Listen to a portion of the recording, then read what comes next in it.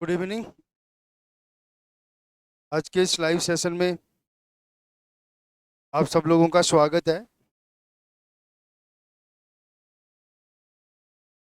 चलो स्टार्ट करें आज की क्लास। एक बार जुड़ जाएं सब लोग।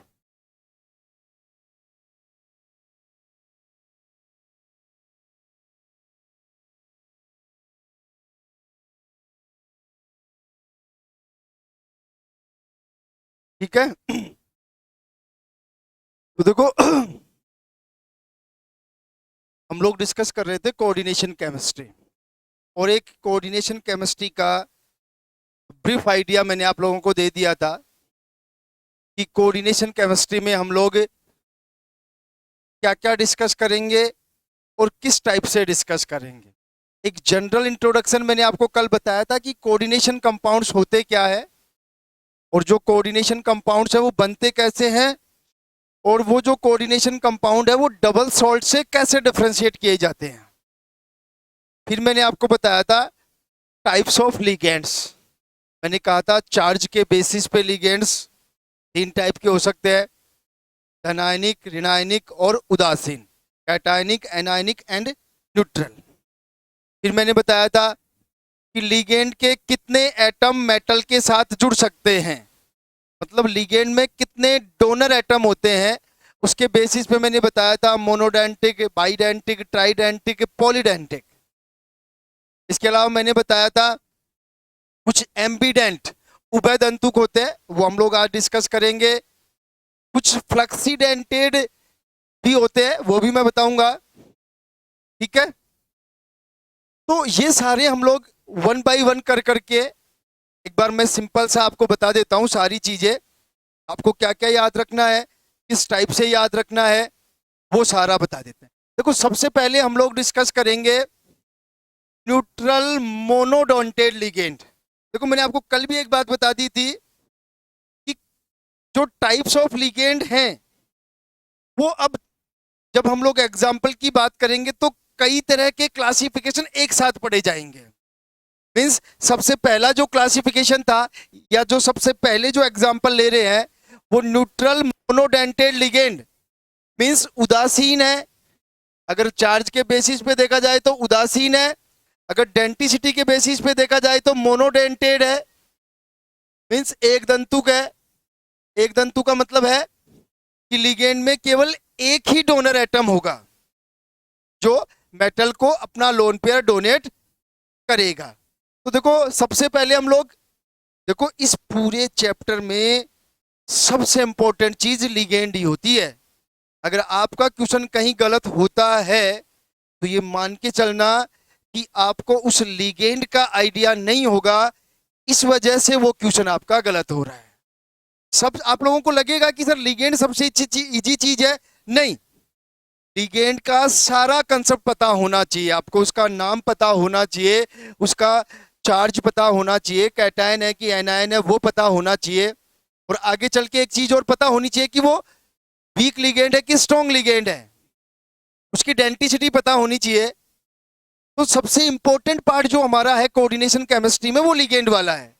ठीक है। तो अब देखो हम लोग बात कर रहे हैं न्यूट्रल मोनोडेंटेड लिगेंड। तो देखो मैंने लिख दी है, मैं इनका नाम बता देता हूं आपको फटाफट। NH3 को बोलते हैं एमीन, H2 को बोलते हैं एक्वा, ठीक है। NO को बोलते हैं नाइट्रोसिल। ध्यान से समझ लेना, ये सारे नाम आपको पता होना चाहिए। PS3 को बोलते हैं फोस्पीन, मैं सारा बता देता हूं, ऐसे नोट्स में लिख दिए हैं मैंने, अभी एक PDF में आज भेज दूंगा अभी जस्ट। इसको बोलते हैं ट्राइफेनिल फोस्फीन, ट्राइफेनिल फोस्फीन। और हम लोग कौन से लिगेंड पढ़ रहे हैं भाई? जो मोनोडेंटेड है और न्यूट्रल है, मतलब उन पे चार्ज तो देखा जाए तो जीरो, और कितने डोनर एटम होंगे? एक डोनर एटम होगा। O2 को बोलते हैं डाई ऑक्सीजन। ये नाम भी आप लोग ध्यान रख लेना, जब नोमेनक्लेचर लिखा जाएगा, क्वेश्चन पूछा जाएगा तो कई बार ये सारी चीजें पूछ ली जाती हैं। इसका हो जाएगा डाई नाइट्रोजन, CH3OH। इसको बोलेंगे मिथाइल अल्कोहल, सिंपल नाम है, जिन नाम से हम लोग इनको जानते हैं, फिर भी एग्जाम्पल्स आप लोग याद रख लेना। इसका क्या नाम होगा? Methyl amine. सबसे इंपॉर्टेंट पार्ट है लिगेंड वाला। ये हमारा क्या है? यूरिया। और ये आपको पता ही है, डाई मैथिल ईथर या डाई मिथाइल ईथर। ठीक है। और अगर CO और COS की बात करें तो इसको बोलते हैं कार्बोनाइल, और इसको क्या बोल देंगे? थायोकार्बोनाइल। देखो ये सारे वो लिगेंड हैं जिन पे चार्ज हमेशा 0 और डेंसिटी कितनी इनकी? 1। एक लिगेंड, मतलब लिगेंड का केवल एक ही एटम जो है वो मेटल से ऐड होगा। ठीक है। चलो दूसरे टाइप के लिगेंड्स हम लोग देख लेते हैं। और दूसरे टाइप के लिगेंड है कैटाइनिक मोनोडेंटिक लिगेंड। मीन्स हम लोग कह सकते हैं धनायनिक, मतलब इन पे चार्ज होगा अब की बार, और चार्ज कैसा होगा? पॉजिटिव चार्ज होगा। धनायनिक एक दंतुक लिगेंड। एक दंतुक लिगेंड का मतलब समझ गए होंगे आप लोग कि चार्ज इन पे एक होगा, मतलब सॉरी, चार्ज इन पे पॉजिटिव होगा बट इनमें डोनर एटम ओनली 1 होगा। ठीक है। ये सारे लिगेंड्स इस कैटेगरी में आते हैं। इनका नाम आपको हमेशा ध्यान रखना है। इसको बोलते हैं ऑक्सीजीनियम। नाम कभी मत भूल जाना। जो भी आगे और बताऊंगा दोबारा, हम लोग जब नोमेनक्लेचर ऑफ कोऑर्डिनेशन कंपाउंड पढ़ेंगे, लिगेंड का नाम कैसे लिखते हैं। तो देखो एक जनरल आइडिया दे दूं मैं आप लोगों को। जो उदासीन लिगेंड होता है उसका नाम जनरल तरीके से लिखा जाता है, जो नाम होता है वो का वो लिखा जाता है। लेकिन जो पॉजिटिव चार्ज वाला लिगेंड होता है उसमें जो सफिक्स यूज किया जाता है वो लगाया जाता है ईएम। जैसे ऑक्सीजीनियम हो गया, ये हो जाएगा नाइट्रोसोनियम। ईएम जोड़ देते हैं अगर आपका लिगेंड कैटाइनिक है, अगर लिगेंड पर पॉजिटिव चार्ज है तो। ठीक है। ये सबको ही पता है। नाइट्रोनियम, मतलब जो भी पॉजिटिव चार्ज वाला लिगेंड होगा उसके आगे हम लोग ईएम सफिक्स लगा देते हैं। और ये आपको पता ही है हाइड्रोजीनियम। देखो आपको सबसे इजी चीजें लगती हैं लिगेंड के बारे में, नो डाउट खूब पढ़ भी रखा है आप लोगों ने, लेकिन मैं बता रहा हूं कि कोऑर्डिनेशन से अगर आपका क्वेश्चन कोई गलत होगा या हुआ है तो मान के चलो कि आपको लिगेंड का नॉलेज नहीं है, इस वजह से वो क्वेश्चन गलत हुआ। तो सबसे जो इंपॉर्टेंट, देखो और चीजें तो क्या है ना, कॉन्सेप्चुअल है, और कुछ इतना टफ ही नहीं है कि समझना क्या है, नहीं, बस आपको याद रखना है लिगेंड्स की कहानी बस।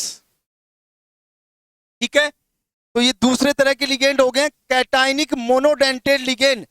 कैटाइनिक मोनोडेंटेड लिगेंड का मतलब समझ गए होंगे आप लोग कि उन पे चार्ज होगा वो पॉजिटिव होगा और वो केवल एक ही बॉन्ड बनाएंगे मेटल से। मींस ऐसे लिगेंड्स में केवल एक ही डोनर एटम साइट होगी। दो तरह के हो गए।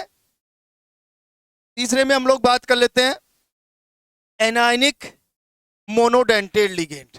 एनायनिक मोनोडेंटेड लिगेंड का मतलब है कि उन पे नेगेटिव चार्ज होगा और एक दंतुक होंगे, मींस उनमें एक ही डोनर साइट होगी। ये दो चीजें ध्यान रख लेना। अब देखो कुछ भी पूछा जा सकता है, which one is an example of anionic monodentate ligand, कौन सा एक दंतुक धनायनिक लिगेंड का एग्जाम्पल है। इसलिए ये सारी चीजें मैं नहीं कह रहा कि रट्टा मारना, लेकिन एक आइडिया आपको होना चाहिए। इनके नाम क्या क्या होंगे देखो मैं बता देता हूं। अब देखो एक थोड़ा सा इंपॉर्टेंट चीज, वैसे तो मैं दोबारा बताऊंगा लेकिन एक जनरल आइडिया दे देता हूं। अगर कोई भी एनायनिक लिगेंड है तो उसका जब नाम लिखते हैं आईयूपीएसी नोमेनक्लेचर के अकॉर्डिंग, तो देखो जो आयन है नेगेटिव उसके लास्ट में क्या हो सकता है, देखो एक तो आईडी हो सकता है, आईटी ही हो सकता है, क्लोराइड क्लोराइट 8 हो सकता है। ये 3 सफिक्स हो सकते हैं पर मिनट। बेसिकली क्या हो सकते हैं, ये 3 सफिक्स हो सकते हैं। कोई भी अगर नेगेटिव लिगेंड है उसकी अगर बात की जाए तो 3 तरह के सफिक्स हो सकते हैं। तो देखो, अगर आइड होता है सफिक्स, तो कई बार तो इस ई को उठा के इसकी जगह ओ लगा दिया जाता है, और कई बार इस पूरे आइड को उठा करके ओ लगा दिया जाता है। ठीक है, अगर आइट है तो ई को उठा करके ओ लगा दिया जाएगा, और एट है तो को उठा करके ओ लगा दिया जाएगा। और ये सारी चीजें अभी आपके क्लियर भी हो जाएंगी जब हम लोग लिगेंड्स का एग्जाम्पल लेंगे, जब मैं इनका आपको नोमेनक्लेचर बताऊंगा। दोबारा बताऊंगा सारी चीजें, बस एक जस्ट हिंट दे रहा हूं। अगर आपके नेगेटिव लिगेंड के अंत में आई डी ई है तो कई बार तो ई को उठा के ओ लगा देते हैं, और कई बार इस पूरे को उठा करके ओ लगा देते हैं। अगर आई टी है तो ई को उठा के ओ लगा देंगे, और अगर एट है तो ई को उठा करके ओ लगा देंगे। जैसे ये फ्लोरीन है, मतलब जनरली एफ माइनस को क्या बोलेंगे? फ्लोराइड। ठीक है, इसको मैं हटा देता हूं यहां से। क्या बोलेंगे? फ्लोराइड। तो देखो एक बार दोबारा मैं यहां लिखता हूं, इसमें क्या आ रहा है? I D E. इसका नाम देखो 2 तरह से लिखा जा सकता है। तो हम लोग लिखते हैं फ्लोरो। ध्यान से समझ लो, फ्लोरो का मतलब फ्लोराइड का आई डी ई हटा करके इसकी जगह ओ लगा दिया। और कई बार इसको हम लोग, मतलब कई बार क्या, दोनों ही चीजें सही है। फ्लोराइडो, ये ध्यान रख लेना। ये कैसे बना है? आई डी ई का ई हटा करके ओ लगा दिया है। दोनों ही चीजें सही है। अब ये मत कह देना कि ये चीज गलत है, ये चीज सही है। दोनों चीजें सही है। ठीक है, ऐसे ही क्लोरीन का क्या हो जाएगा? क्लोरो बोल सकते हैं और क्लोराइडो बोल सकते हैं। अच्छी तरह से समझ लेना, ब्रोमो बोल सकते हैं और ब्रोमीडो बोल सकते हैं। सारी चीजों का पता होना चाहिए। आयोडो बोल सकते हैं और आयोडीडो बोल सकते हैं।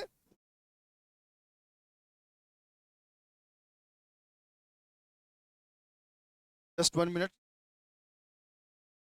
आयोडीन माइनस को क्या बोल सकते हैं? आयोडो बोल सकते हैं और आयोडीडो बोल सकते हैं। ध्यान रखना, दोनों नाम सही होंगे इसके। चेक कर लेना भाई आप लोग, दोनों नेम क्या होंगे इसके? बिल्कुल सही होंगे।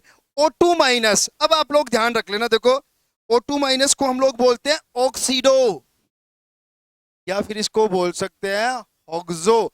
एक एक चीज आप लोग ध्यान रख लेना। OH माइनस को हाइड्रोक्सो बोल सकते हैं और हाइड्रोक्सीडो बोल सकते हैं। ध्यान रखना, दोनों ही नाम सही हैं। ऐसे ही ये CH3, अगर वैसे बात करें तो इसको मिथॉक्सीडो,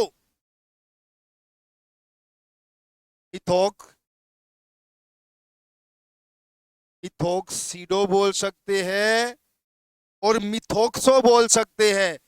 दोनों नाम सही होंगे। आप ये मत सोचना कि ये गलत लिख दिया एग्जाम वाले ने। इसको बोलेंगे सुपर ऑक्सीडो या सुपर ऑक्सो बोल सकते हैं। देखो, ये सबसे इंपॉर्टेंट पार्ट हम लोग डिस्कस कर रहे हैं इस पूरे चैप्टर का। यहां से क्वेश्चन गलत नहीं होना चाहिए आप लोगों का। इसको क्या बोल देंगे? परऑक्सीडो, परऑक्सीडो, या फिर बोलेंगे परऑक्सो। N3 माइनस, ध्यान रख लेना, नाइट्राइडो। इसका एक ही नाम याद रखने हैं, इसमें ई को हटा के केवल ओ लगेगा, बोलेंगे नाइट्राइडो। ध्यान रख लेना। N3 माइनस एजाइडो, ये बहुत इंपॉर्टेंट चीजें हैं, ध्यान रखना। थोड़ा सा भी अलग हट के क्वेश्चन आ गया ना, मान लो गड़बड़ हो जाएगा मामला। इसलिए सारी चीजें याद रख लेना। इसीलिए भले ही मैं आपको ये भी बोल सकता था कि आप लोग याद कर लेना लिगेंड, लेकिन नहीं, ये इस चैप्टर का सबसे इंपॉर्टेंट पार्ट हम लोग डिस्कस कर रहे हैं। ठीक है, NH2 माइनस एमिडो, ये बहुत इंपॉर्टेंट पार्ट है। NH2 माइनस इमिडो, आप लोग डिफरेंस समझ लेना। और H माइनस को बोलते हैं हाइड्राइडो। ये सारा आप लोगों को पता होना चाहिए। ये हमारे तीसरे टाइप के लिगेंड हो गए हैं जो एनाइनिक है, मीन्स उन पे नेगेटिव चार्ज है, और मोनोडेंटेड है, मीन्स उनमें केवल एक डोनर साइट होती है। ये सारे नोट्स में लिख के दे दूंगा मैं, वो कोई दिक्कत नहीं है, लेकिन चीजों को समझ लो एक बार आप लोग। अगर कोई इश्यू हो तो पूछ लो आप लोग साथ की साथ, ठीक है। आगे चलते हैं। देखो आगे हम लोग दूसरे टाइप, ये तो क्या हो गया हमारे न्यूट्रल। तीन तरह के एग्जाम्पल पढ़ लिए, न्यूट्रल मोनोडेंटेड, एनाइनिक मोनोडेंटेड और कैटायनिक मोनोडेंटेड। मैंने उनका नाम लिखने का तरीका भी बता दिया है, दोबारा बता देता हूं। जो न्यूट्रल लिगेंड होंगे उनका नाम जनरल तरीके से लिखा जाता है, मतलब उनमें कोई सफिक्स प्रीफिक्स नहीं, जो नाम है वो ही लिखा जाएगा। लेकिन अगर कैटायनिक है तो उसमें सफिक्स ईएम लगाया जाता है। और अगर आपका लिगेंड जो एनाइनिक है उसमें दो तीन कंसेप्ट होते हैं, आईडीई को हटा करके ओ लगा देंगे, या आईडीई का ई हटा करके ओ लगा देंगे। 8 है जो आईई वाला है, 8 वाला है, आइट वाला आईटीई है, ई को हटा करके ओ लगा देंगे। 8 है एटीई, जैसे कार्बोनेट, सल्फेट, तो सल्फेट को क्या लिखा जाएगा, सल्फेटो। कार्बोनेट को क्या लिखा जाएगा, कार्बोनेटो, क्योंकि उनके नाम के अंत में क्या आ रहा है, 8 आ रहा है। सारी चीजें समझ लेना। सर S2 माइनस हो तो उसको सल्फाइडो, बिल्कुल, ये थोड़ा सा ध्यान रख लेना। सल्फाइड मतलब ये देख लेना सल्फाइड है कि फाइट है, सल्फाइटो, सल्फाइडो, नाम में है सब कुछ, ठीक है भाई। तो ये हमारे तीन तरह के लिगेंड हो गए हैं। नेक्स्ट लिगेंड की बात करते हैं हम लोग। देखो नेक्स्ट लिगेंड का जो प्रकार है हमारा, वो है हमारा बाइडेंटेड लिगेंड। और बाइडेंटेड का मतलब द्विदंतुक। द्विदंतु का मतलब हम लोग ये कह सकते हैं कि ऐसे लिगेंड्स में दो डोनर साइट होंगी, मींस जो सेंट्रल मेटल होगा उससे दो एटम जुड़ेंगे, मतलब दो कोऑर्डिनेट बॉन्ड बनेंगे, ठीक है। अब देखो जब दो कोऑर्डिनेट बॉन्ड बनेंगे तो देखो ऑब्वियस सी बात है कि जब मेटल से एक ही लिगेंड के दो एटम जुड़ेंगे तो आपको पता है एक रिंग का फॉर्मेशन होगा। और जो रिंग बनेगी वो कितने मेंबर्ड बनेगी, वो तो डिपेंड करेगी उस लिगेंड की डेंटिसिटी पे। जैसे बाइडेंटेड है तो बाइडेंटेड लिगेंड में हमेशा एक ही रिंग बनेगी। देखो आपको थोड़ा सा आइडिया दे दूं मैं, काम आए आप लोगों के। किसी भी एक चीज और बता दूं फिर मैं बताऊंगा। तो जो बाइडेंटेड लिगेंड है वो रिंग का फॉर्मेशन करेंगे, और इस टाइप के लिगेंडों को बोलते हैं कीलेटिंग लिगेंड। मतलब ऐसे लिगेंड जो जिनमें दो या दो से ज्यादा डोनर साइट होती हैं और वो मेटल के साथ दो से ज्यादा या दो से ज्यादा कोऑर्डिनेट बॉन्ड बनाते हैं। तो जब इस टाइप की कोऑर्डिनेशन होगा तो रिंग का फॉर्मेशन होता है, और इस टाइप के लिगेंड को बोलते हैं कीलेटिंग लिगेंड। कीलेटिंग लिगेंड का मतलब रिंग फॉर्मेशन करने वाला लिगेंड। अब देखो अगर बाइडेंटेड लिगेंड है तो नो डाउट हमेशा एक ही रिंग बनेगी। लेकिन अगर आपका लिगेंड ट्राइडेंटेड, टेट्राडेंटेड, पेंटाडेंटेड या पॉलीडेंटेड है तो कितनी रिंग बनेंगी, चलो बताओ। अगर आपका लिगेंड सपोज हेक्साडेंटेड है, आप लोगों के लिए क्वेश्चन है ये, अगर आपका लिगेंड सपोज हेक्साडेंटेड है मतलब 6 डोनर साइट है, तो जब वो मेटल से बॉन्डिंग करेगा तो कितनी रिंग बनेंगी, फटाफट रिप्लाई करो, कितनी रिंग का फॉर्मेशन होगा, फटाफट बता दो भाई। 5। देखो ध्यान रखना, एक सिंपल सा फॉर्मूला आपको याद रखना है, कितनी रिंग बनेंगी, एक सीधा सा कंसेप्ट है, डेंटिसिटी -1। ये बस इतना सा ध्यान रख लेना। अगर ट्राइडेंटिक है तो 2 रिंग बनेंगी, अगर अब बाइडेंटिक है तो 2 - 1 तो 1 रिंग बनेगी। बिल्कुल सही है। बस एक सिंपल सा, बिल्कुल एक कम करना है आपको। ये बिल्कुल एक जनरल कंसेप्ट है किसी भी पॉलीडेंटिक लिगेंड के लिए। देखो आपको कुछ एग्जांपल्स याद रखने हैं। एग्जांपल्स में क्या याद रखना है वो मैं बता देता हूं। वैसे देखो, इसको बोलते हैं ethylenediamine. Ethylenediamine, देखो नाम आपको सबको पता है, लेकिन इसका एब्रीवेशन क्या होता है, शॉर्ट में क्या लिखते हैं वो बड़ा इंपॉर्टेंट है। इसको लिखा जाता है ईएन। ये बड़ा इंपॉर्टेंट चीज है। क्या लिखेंगे? ईएन। ये ईएन जरूर याद रखना आप, भले ही कुछ पूरा नाम याद रखो ना रखो, बट ये ईएन जरूर पता होना चाहिए आप लोगों को। क्या पता होना चाहिए आप लोगों को? ईएन का कंसेप्ट जरूर पता होना चाहिए। ठीक है, आगे चलते हैं। देखो यहां से बात करें तो देखो इसका क्या नाम होगा, ये वो का वही है, बस इस कार्बन पे हमने एक मिथाइल जोड़ दिया तो 3 कार्बन हो गए। 3 कार्बन को क्या बोलेंगे हम लोग? प्रोपाइलीन। प्रोपाइलीन डाईएमीन, ध्यान रख लेना अच्छी तरह से। प्रोपाइलीन डाईएमीन, और इसका ऑब्जर्वेशन जो है, और एब्रीवेशन जो है, सॉरी, पीएन लिखते हैं। देखो कितने रिंग बनाएगी ये? एक रिंग बनाएगा ये कितनी रिंग बनाएगा? एक रिंग बनाएगा, ध्यान रख लेना। और एक चीज और, कई बार ये पूछा जाता है कितने मेंबर रिंग बनाएगा? 1 2 3 4 5, 5 मेंबर रिंग बनेगी। ये भी आपको पता होना चाहिए। देखो जी, कितनी रिंग बनेंगी और कितने मेंबर्ड बनेंगी। यहाँ पे भी कितनी मेंबर्ड बन जाएगी भाई? 5 मेंबर्ड रिंग बन जाएगी। ठीक है, नीचे चलते हैं। देखो अब देखो ये वो का वही लिगेंड है, लेकिन हमने इस पे 2 मिथाइल जोड़ दिए दोनों कार्बन पर। इसको बोलते हैं ब्यूटाइलिन। ये छोटी छोटी चीजें हैं, ब्यूटाइलिन डाई एमीन, लेकिन कब एग्जाम में पूछ लेगा कोई पता नहीं है। रिंग तो वही बनेगी, एक रिंग बनेगी और 5 मेंबर्ड बनेगी। चलो ठीक है, इसको क्या बोलते हैं भाई? इस वाले लिगेंड का नाम बताओ आप लोग फटाफट। इस लिगेंड को क्या बोलते हैं? क्या नाम है इस लिगेंड का? फटाफट रिप्लाई कर दो। देखो इसको बोलते हैं डाई पायरेडिल। अच्छी तरह से समझ लेना, डाई पायरेडिल। अब देखो कुछ बुक्स में ये बाई पायरेडिल भी लिखा हुआ मिलेगा आपको, तो आप कभी भी कंफ्यूज मत होना। डाई पायरेडिल भी यही है और बाई पायरेडिल भी यही है।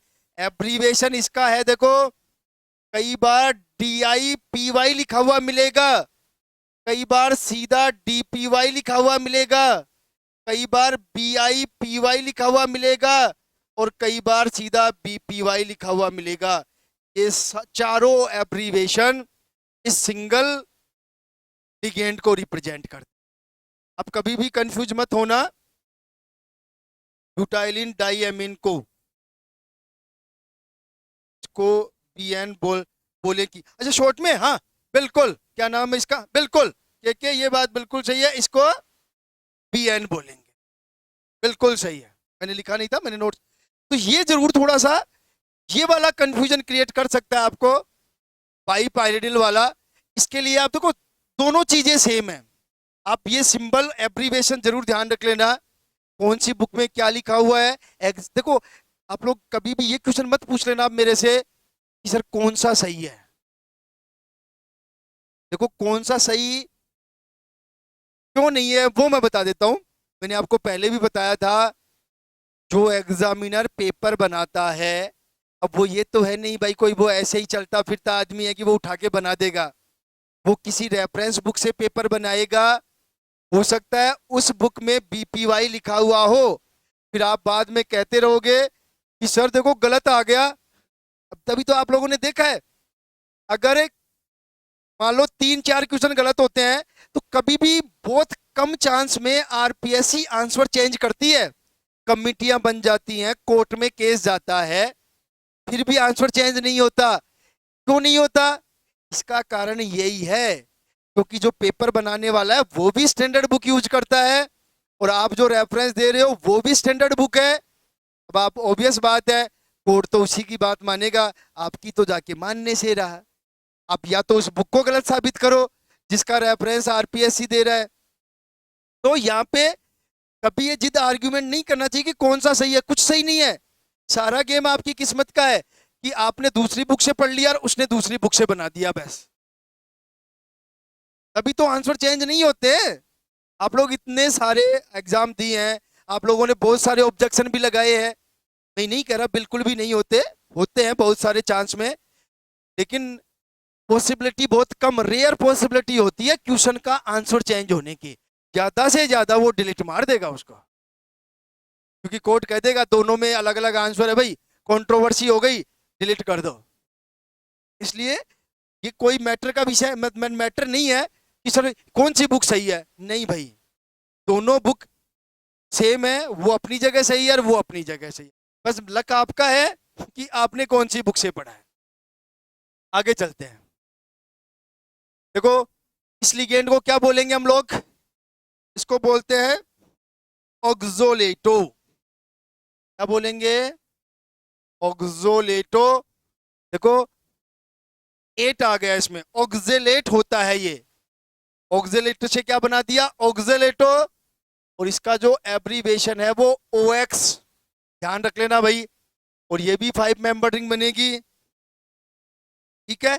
इसको कई बार ये भी लिख देते हैं, देखो C2O4 और 2-, कई बार ये भी लिखा हुआ होता है, तो ये भी ऑक्सलेटो को ही रिप्रेजेंट करता है। चलो इसका नाम बताओ आप लोग, इस लिगेंड को क्या बोलते हैं भाई, फटाफट रिप्लाई कर दो आप लोग। इस लिगेंड को क्या बोलते हैं, जो नेक्स्ट लिगेंड है हमारा,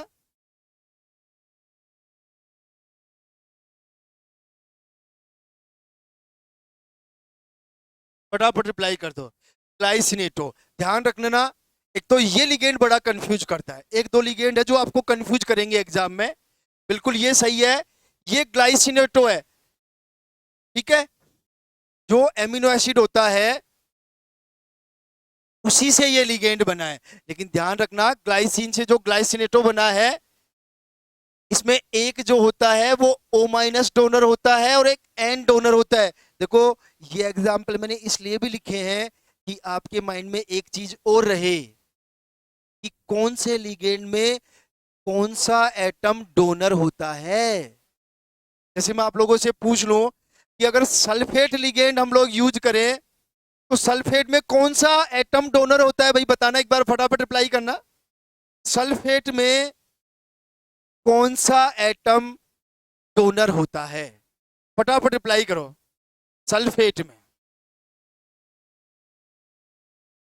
सल्फेट अगर लिगेंड लें हम लोग तो सल्फेट में कौन सा एटम डोनर का काम करता है, ऑक्सीजन। अब देखो उसमें ऑक्सीजन दो तरह के हैं, ये ध्यान रख लेना। तो वो तो करेगा ही, 4 ऑक्सीजन है, बट ध्यान रखना O- डोनर साइड का काम करेगा। ऑक्सीजन तो सबको ही पता है 4 ऑक्सीजन है, लेकिन जो न्यूट्रल है वो नहीं, जिस 2 ऑक्सीजन पर नेगेटिव चार्ज होता है उन दोनों में से कोई भी एक ऑक्सीजन जो है वो डोनर साइड का काम करेगा, ये ध्यान रखें। इसीलिए मैंने एग्जांपल लिखे हैं, और ये नहीं है कि आपको कुछ आइडिया ही नहीं है, एक डोनर साइट आपको जरूर क्लियर करनी है। जैसे एक लिगेंड होता है DMG, डाइमिथाइल ग्लाइओक्सिम। चलो इसमें बताओ कौन डोनर साइट का काम करता है भाई, इसमें मैंने बना दिया, बता दोगे, खैर चलो छोड़ो, एक बार इसको डिस्कस कर लेते हैं। ये इस लिगेंड को देखो, देखो ये दोनों लिगेंड सेम है, यहाँ पे नेगेटिव आया तब ये बना है, क्योंकि ये तो डाई कीटोन है और ये इसकी इनोल फॉर्म है। तो ध्यान रखना इसमें जो हमेशा डोनर साइट होती है वो एक ऑक्सीजन होती है और एक O- होती है। देखो समझ लो आप लोग चीजों को, छोटी छोटी चीजें हैं लेकिन आपको पता होना चाहिए, बहुत इंपॉर्टेंट पार्ट है ये। एक O- कभी भी ये जो है वो डोनर साइट का काम नहीं करता, ठीक है। इसका नाम मैं बता देता हूं आप लोगों को, इसको बोलते हैं एसिटाइल एसीटोनेटो। ध्यान जरूर रख लेना, एसिटाइल एसीटोनेटो, और इसका जो एब्रीविएशन है, इसका जो एब्रीविएशन होता है वो होता है AC। बस इतना लिखा जाता है। कई बार अगर मतलब अकेले में लिखा जाए, कई बार पूछने के लिए, तो यहाँ पे इसमें माइनस लगा देते हैं, एक सिंगल माइनस होता है इस पे, एसिटाइल एसीटोनेटो, बिल्कुल सही है। ठीक है, ये हमारा DMG है। देखो ये सबसे ज्यादा कंफ्यूज करने वाला लिगेंड ये, और ये लिगेंड, इस लिगेंड के बारे में इंटरव्यू में कई बार पूछा जाता है। ये मान लो चाहे आपका सिंपल वाइबा हो, किसी क्लास MSc वगैरह का इंटरव्यू हुआ होगा आप लोगों का, या सिंपल कहीं भी थोड़ा बहुत भी आप इंटरव्यू देने जाते हो पढ़ाने के लिए, तो ये बड़ा फेवरेट क्वेश्चन होता है। अगर इनऑर्गेनिक का टीचर है तो ये क्वेश्चन जरूर पूछता है वो, और इसकी स्ट्रक्चर बड़ी कंफ्यूज करने वाली होती है। इसमें ध्यान रखना, इसमें जो डोनर साइट होती है ना, वो नाइट्रोजन होते हैं।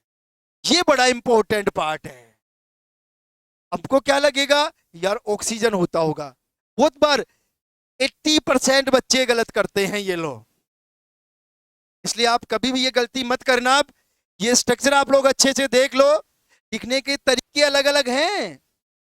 क्या तरीका है, कई जगह आपको ऐसा भी लिखा हुआ मिल जाएगा, N और ये C, ये डबल बॉन्ड N, ये O- और ये OH। ये ध्यान रख लेना, ये भी DMG को रिप्रेजेंट करता है। और नाम आपको पता ही है, डाइमिथाइल ग्लाइओक्सोमेटो। मैं लिख देता हूं यहाँ पे, डाइमिथाइल। मैं फिर कह रहा हूं, लिगेंडों का नॉलेज होना बहुत जरूरी है। ग्लाइओक्सीमेटो, ये ध्यान रख लेना। और शॉर्ट में सबको ही पता है, DMG लिखते। क्या लिखते हैं इसको, DMG लिखते। बिल्कुल, ये एक कॉमन कॉमन अगर थोड़ा सा भी नॉलेज नहीं है स्टूडेंट को, तो वो जरूर गड़बड़ करता है, ये मान के चलो आप लोग। इसलिए आप लोग ये गड़बड़ ना करें, इसलिए इस DMG को अच्छे से देख लेना। फिर ये O और OCH हाइड्रो, बिल्कुल सुलेखा 100% सही बात है आपकी।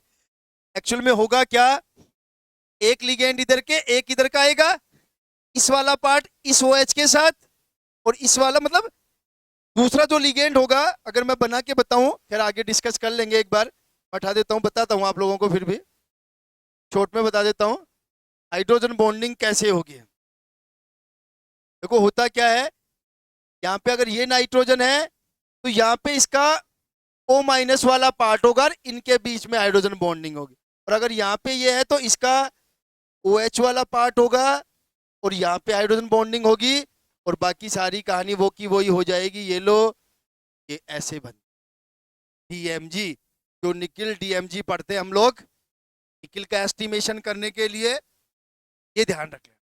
ठीक है, तो ये आपके हो गए बहुत सारे एग्जाम्पल, मैंने बता दिया आपको बाइडेंटेड लिगेंड के। द्विदंतुक, द्विदंतुक मतलब जो भी बाइडेंटुक है वो किलेटिक भी होगा उसके साथ। कितनी रिंग बनेगी, एक रिंग बनेगी, कितने मेंबर्ड, वो सारी अलग अलग कहानी है, किसमें कितनी मेंबर की रिंग बनेगी वो आप लोग देख सकते हो। लेकिन देखो, देखने का मतलब ये है, आपको तभी पता चलेगा जब आपको उस लिगेंड की स्ट्रक्चर का पता होगा। ऐसा नहीं कि भाई चलो नाम याद कर लिए भाई, नहीं। देखो कहीं ना कहीं आप लोगों को ट्रेडिशन चेंज करने पड़ेंगे। आप लोग सोचो कि हम लोग पुराने डर्रे पे पढ़ लेंगे, नेट का एग्जाम नहीं है कि पुराने के बेसिस पे पढ़ लिया और आपका काम हो गया। ठीक है, आगे चले। अब देखो बाइडेंटेड लिगेंड की कहानी हो गई है।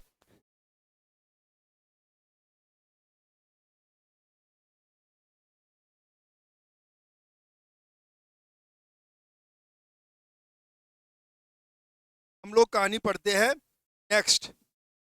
नेक्स्ट कहानी ये वाली है। देखो ये जो है वो है ट्राइडेंटेड लिगेंड, अच्छी तरह से समझ लो। ट्राइडेंटेड, एक डोनर साइट ये, एक डोनर साइट ये, और एक डोनर साइट ये है। और इसका नाम मैं बता देता हूं आप लोगों को, डाईइथाइलिन ट्राईएमीन, डाईइथाइलिन ट्राईएमीन। और नाम तो आपको पता है, बट इसका एब्रीविएशन आप लोग ध्यान रखना। इसका एब्रीविएशन होता है DIEN, ये थोड़ा सा ध्यान रखें। डाईइथाइलिन ट्राईएमीन, डाईईन, ये ध्यान रखना, ये सबसे इंपॉर्टेंट है। ये जो एब्रीविएशन है वो बेसिकली इसके अकॉर्डिंग इंपॉर्टेंट है। देखो रिंग कितनी बनेंगी आपको पता ही है, आइडेंटिसिटी 3 है तो 3 माइनस 1, तो देखो 2 रिंग बन जाएंगी और दोनों रिंग 5 मेंबर्ड होंगी। ऐसे ही अगर हम लोग बात कर ले टेट्राडेंटेट की, इसमें 4 लिगेंड 4 डोनर साइट है, आप लोग देख लो। और अगर 4 डोनर साइट है तो 9, 1 मिनट, नाम क्या होगा इसका, वो आप लोग, वो सबसे इंपॉर्टेंट पार्ट है। इसका नाम होगा ट्राईइथाइलिन, इसका नाम हो जाएगा ट्राईइथाइलिन टेट्राएमीन। ध्यान रख लेना, टेट्रा, और जो मतलब एब्रीविएशन लिखा जाएगा TRIEN, TRIEN, ये इसका एब्रीविएशन होगा। ये बड़ा इंपॉर्टेंट है। ट्राईइथाइलिन, मतलब ये केवल इसके लिए है, ये जो है ट्राईइथाइलिन टेट्राएमीन। तो ट्राईइथाइलिन इस वाले को रिप्रेजेंट कर रहा है और डाईइथाइलिन इस वाले को रिप्रेजेंट। एब्रीविएशन आपको हमेशा ध्यान रखना है, अगर एब्रीविएशन याद नहीं होगा तो आपका क्वेश्चन गलत हो सकता है। इसके बाद अगर हम लोग बात करें पेंटाडेंटेट की, देख लो पेंटाडेंटेट लिगेंड है ये, इसका जो नाम है वो ध्यान रख लेना, थाइलिन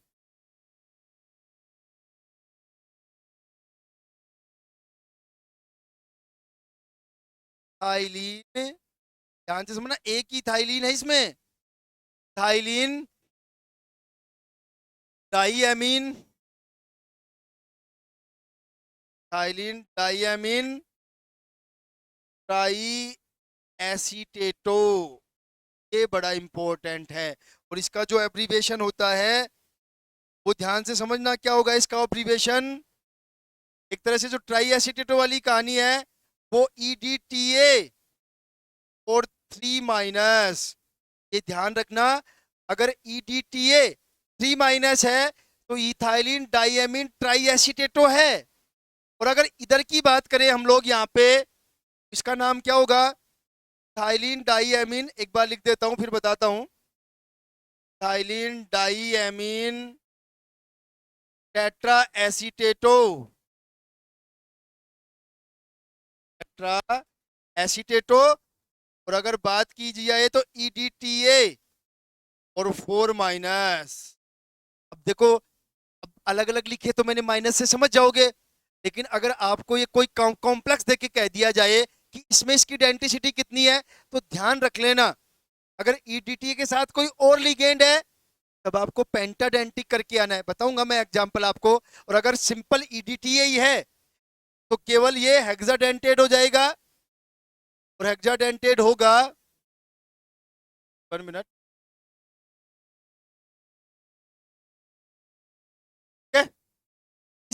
इस EDTA को हम लोग ऐसे भी लिख सकते हैं, ये भी आप लोग ध्यान रखें। तो देखो EDTA सेम ही कहानी है, सर चार्ज का डिफरेंस होगा इनमें, बिल्कुल उस डिफरेंस के बेसिस पे ही आपको आइडेंटिफाई करना है कि पेंटाडेंटेड है या फिर हेक्साडेंटेड। स्ट्रक्चर देख लेना। डोनेटिंग साइड की बात करें तो देखो सिंपल सी कहानी है डोनेटिंग साइड की, या डोनेटिंग एटम की बात करें तो एक तो ऑक्सीजन, ये ऑक्सीजन, ये नाइट्रोजन, ये नाइट्रोजन, ये ऑक्सीजन और ये ऑक्सीजन। 4 O माइनस जो है वो डोनर साइट होती है, और 2 जो हैं वो नाइट्रोजन डोनर साइट होती है। देखो इनको आप लोग हल्के में मत लेना कभी भी, पर इनको अच्छे से पढ़ना जो मैं बता रहा हूँ। अभी मैं भेज दूंगा एक पीडीएफ, तो जितना नोमेनक्लेचर तक की पीडीएफ मैंने तैयार कर दिया, तो मैं अभी भेज दूंगा आपको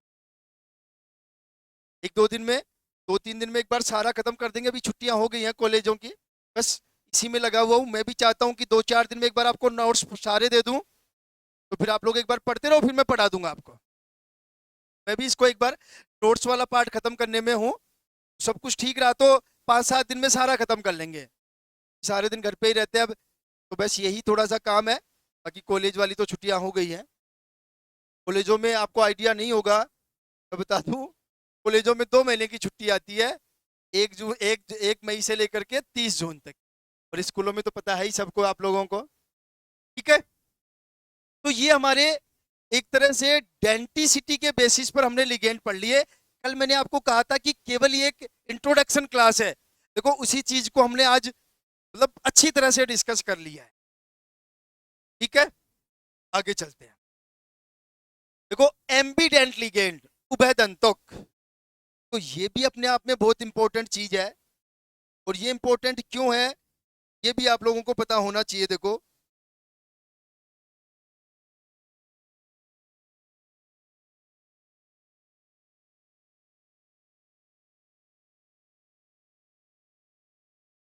ठीक है, एम्बीडेंटेड लिगेंड क्या होता है? उभयदंतुक। उभयदंतुक लिगेंड का मतलब ये होता है, ऐसा लिगेंड जिसमें 2 डोनर साइट होंगे, और दोनों डोनर साइट अलग अलग होंगी। 2 डोनर साइट होंगी, दोनों डोनर साइट अलग अलग होंगी, लेकिन जब सेंट्रल मेटल से बॉन्ड बनाने की बात आएगी, तो एक टाइम में केवल एक ही डोनर साइट बॉन्डिंग करेगा। ऐसे लिगेंड्स को बोलते हैं एम्फिडेंट, उभयदंत। ठीक है, अब देखो आप लोग, जो इंपॉर्टेंट चीज है यहां पे,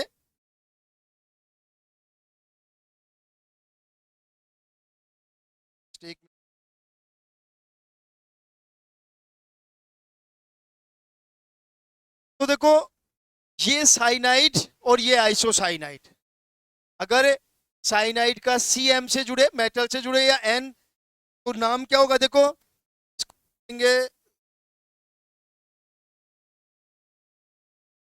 इसको बोलेंगे साइनिडो। अच्छी तरह से समझ लो भाई, साइनिडो। या फिर इसको बोलेंगे आइसोसाइनिड। ठीक है, आइसोसाइनिडो। अब कई बार आपको ये भी मिल जाएगा देखने में, इसको बोल देंगे सायोनिडो सी, और इसको बोल देंगे सायोनिडो एन। ये थोड़ा सा ध्यान रख लेना। इसको क्या बोलेंगे भाई, इस पे बात कर लेते हैं पहले कंटिन्यूअसली। ये पता ही है आपको, साइनेटो है ये। क्या है ये? साइनेटो। साइनेटो का जब नाम लिखेंगे इसका, तो क्या बोला जाएगा? देखो इसको एक बार मैं थोड़ा सा और इधर करता हूं, इसको इसको बोलेंगे साइनेटो। ठीक है, साए साइनेटो। या फिर इसको ये भी बोल सकते हैं सायनेटो ओ। ठीक है, देखो कई बार आपको बुक्स में ऐसा भी मिलेगा, ऐसा भी लिखा होता है कई बार, सायोनेटो कप्पा एन। देखो ये एक तरीका होता है अकॉर्डिंग टू आईपीएससी नोमेनक्लेचर, ये कप्पा भी यूज किया जाता है। कभी आप कंफ्यूज मत होना, कई बार लिखा हुआ मिल जाए आपको एग्जाम में, सर ये क्या आ गया। तो ये जो कप्पा है, जो जो डोनर एटम है, उससे जस्ट पहले के यूज किया जाता है। इसकी बात करेंगे तो ये क्या होगा? आयोसोसाइनेटो, लिख देता हूं, आयोसो सायोनेटो बोलेंगे, या फिर बोलेंगे सायोनेटो एन, या फिर कप्पा एन। दोनों चीजें ध्यान रख लें। क्लियर है? आगे चलते हैं। देखो आगे की कहानी ये क्या है, ये साइनेटो था, तो ये हो जाएगा आयोसाइनेटो। अब बोलेंगे आयोसाइनेटो, दो तरह से बोल सकते हैं, थायोसाइनेटो, क्या भाई? और क्या बोल सकते हैं इसको? देखो, दूसरा क्या बोलेंगे इसको? थायोसाइनेटो एस, मतलब इस कंडीशन में सल्फर डोनर एटम का काम कर रहा है। इसको क्या बोलेंगे? ये आइसोथायोसाइनेटो हो जाएगा, आइसो थायोसाइनेटो, ठीक है? या फिर इस लैंग्वेज में लिखेंगे तो क्या लिखा जाएगा? Thiocyanato N. ये सारी चीजें देखो बेसिक आइडियाज है, तो आपको पता होना चाहिए। आइडिया था, बट थोड़ा बहुत आइडिया अगर कुछ कंफ्यूजन लग रहा हो तो पूछ लेना, अदरवाइज अब तैयार कर लेना। ये सबको ही पता है। ये ऑक्सीजन जुड़ा हुआ है, नीचे नाइट्रोजन जुड़ा हुआ है, इसको बोलते हैं नाइट्राइटो, नाइट्राइटो, या फिर इसको बोल देंगे नाइट्राइटो एन या कप्पा एन। और इसको सबको ही पता है, इसको तो क्या बोलते हैं? नाइट्रो। और अगर इस लैंग्वेज में लिखेंगे क्या होगा? Nitrito N. देखो, अभी चलो आगे बताऊंगा, अभी नेक्स्ट टॉपिक वही है। ये सारी चीजें आपको पता होना चाहिए कि किस कंडीशन में, क्योंकि देखो ये पता इसलिए होना चाहिए कि हम लोग इसको जब, मतलब जब हम लोग नोमेनक्लेचर पढ़ेंगे तो उसके बाद एक टॉपिक और बताऊंगा, नोमेनक्लेचर के बेसिस पर उस कंपाउंड का नाम लिखना, स्ट्रक्चर लिखना। आपको बोल दिया जाए, अब आपको ये ध्यान रखना कि जब नाम बोला जा रहा है किसी कोऑर्डिनेशन कंपाउंड का, तो वो नाइट्राइटो बोल रहा है कि नाइट्रो बोल रहा है। हम लोग मतलब ये है कि जब आप उसका स्ट्रक्चर लिखोगे तो ONO लिखोगे या NO2 लिखोगे, ये बड़ा इंपॉर्टेंट है। आपको कह दिया जाए डाइनाइट्राइटो तो आपको ये लिखना है, और अगर आपको कह दिया जाए डाइनाइट्रो तो आपको ये लिखना है। और आपको पता है ऐसा तो है नहीं क्लोरीन फ्लोरीन वाला देगा वो, थोड़ा सा तो घुमा के देगा वो। नाइट्राइटो ओ होगा ना सर? हाँ वो श्योरी श्योरी, वो तो खैर समझ गए होंगे आप लोग। हाँ, इन चीजों, देखो उस दिन भी मैं थोड़ा सा गड़बड़ बोल गया था, एक क्लास में मेरे याद आ गया, दोनों सेम लिखे हैं। ये थोड़ी सी चीज ध्यान रख लेना भाई, जस्ट 1 मिनट। क्या है, बोलता मैं सही हूं लेकिन वो लिखने में हो जाता है। मैं कर देता हूं, जस्ट 1 मिनट। तो यहाँ पे तो करना है, ओ ये तो सही हो गया। कहाँ बता रहे हो? और ये तो सही है, एन मतलब उसी को कप्पा एन लिखा है मैंने। सर ये तो सही है, साइनेटो ओ और साइनेटो एन, ये सही है। ये नाइट्राइटो ओ नाइट्राइटो एन, ये भी सही हो गया। दोनों ऊपर, और ऊपर कहाँ? नहीं मैंने इसका नहीं बताया, ये तो मैंने एक जस्ट एग्जांपल दिया था, वो तो आप लोग समझ गए होंगे। चलो वो कर देते हैं इसको, वो केवल मैंने एक एग्जांपल दिया था, मैंने उसके पर्टिकुलर उसके रेफरेंस में नहीं लिखा। फिर भी कोई दिक्कत नहीं, हम लोग उसको पप्पा ओ कर लेते, बिल्कुल सही है। ठीक है, तो ये एम्बिडेंटेड लिगेंड की कहानी है, उभय तंतुक की। एक बार समझ लो आप लोग, अगर कोई भी इशू है तो आप लोग पूछ लो मेरे से। अगर कोई भी इशू है किसी में भी किसी भी टाइप का, तो आप लोग डिस्कस कर सकते हैं।